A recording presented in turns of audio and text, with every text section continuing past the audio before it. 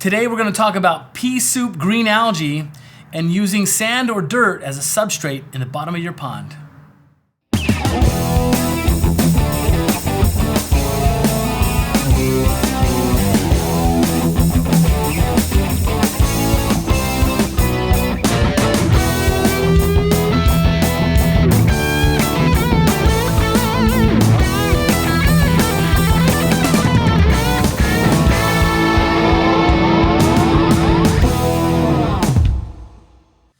Okay, the first question I have came via email. It came from Ian Corley. And he says his pond is hand dug. It's about a 10 by 5 by 3 foot deep.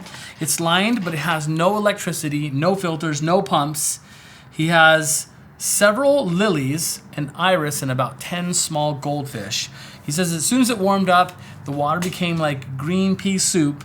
And he says the fish don't mind it, but he would like to know what he could treat the pond with to get rid of the green water. So what I'm going to tell you to treat the pond with is more aquatic plants. I don't want you to put anything special in there. Beneficial bacteria would be a really good supplement that you can add to it, but it's not a silver bullet. You don't throw in beneficial bacteria and then boom, you get crystal clear water. I just want to remind you, I'm sure I've said it before, green water doesn't mean it's dirty water, just like clear water doesn't mean it's clean water, okay? But I will tell you this, you say you have several lilies and iris. Water lilies, you know, how does it say? My wife says this. She says, I should be careful about this. She says, water lilies are like supermodels. They're nice to look at, but they don't do a whole lot. But we're talking about don't do a whole lot for the pond, okay? Because the water lilies, they look beautiful and they add a lot of complements to the pond. They don't do anything to the filtration. They don't do any work to make the water quality really pop out. So the water lilies are purely for taking in the beauty of those water lily flowers. So you want to put in plants like floating water hyacinth, floating ferns. It's a new cool plant that I just started keeping. Floating water lettuce, and then there's a lot of small ferns that you can do, like a small salvinia if it's available to you. Little fairy moss, like there's little floating ferns, but there's a big fern that you can float in there as well if you have the right environment. By adding those aquatic plants, it's really going to suck up the nutrients and help keep the water clear, and it'll also help provide some shade to the pond, because by adding shade, you're going to be pulling away the UV from the sun that's putting in the algae. And so I think that's probably the best thing for you. I would say stick with the 10 small goldfish, and don't feed them like crazy. Feed them maybe once or twice a day at the most, and I think you'll find that your green water will flip and change out. You might consider, there are some small, I don't know how much they cost, but they're like windmills. You can get a small windmill, you can set it next to the pond, and as the wind blows, it can inject air into the pond. So that could be a nice benefit if you don't have any electricity out in that area. So hope that answers your question about solving the green water for that pond. There's no silver bullet, just add plants, and plants could be a lot of fun as well.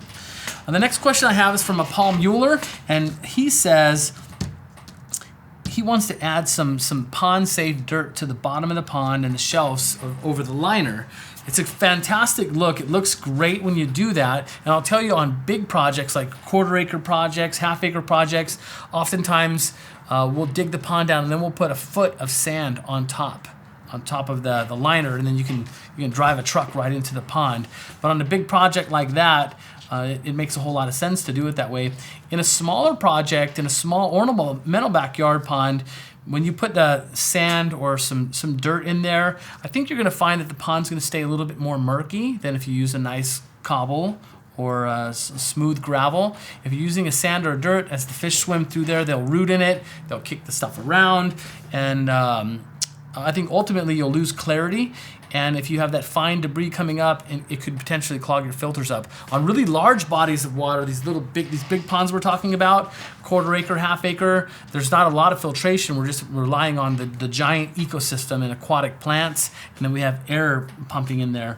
So you could potentially clog your filters up if you have some dirt or sand in your pond. Because keep in mind, in an ornamental pond, you're probably going to get some big fish in your backyard, and even if you have big koi in a pond with some cobble across the bottom, they'll pick up the gravel and they'll carry it around the pond and spit it out. If they're spawning and racing around on the upper shelf, they're pretty active and they're going to be flicking stuff. I can tell you on some ponds where the fish are starting to spawn, they'll knock all the gravel off the upper shelves into the bottom shelf. You see the bare liner in the pond. So they would do the same if you had sand or a finer substrate that they can knock around like that. So I think that that's my best advice to you. If you're gonna do a pond and have maybe some small minnows, maybe some unique fish that are tiny, then I think that could be a really fun approach. We did do one pond once. We had like this sandy environment and we built a small pond for shrimp. So it was a really cool environment. So I guess it's kind of depend on what you're building the pond for as well, okay?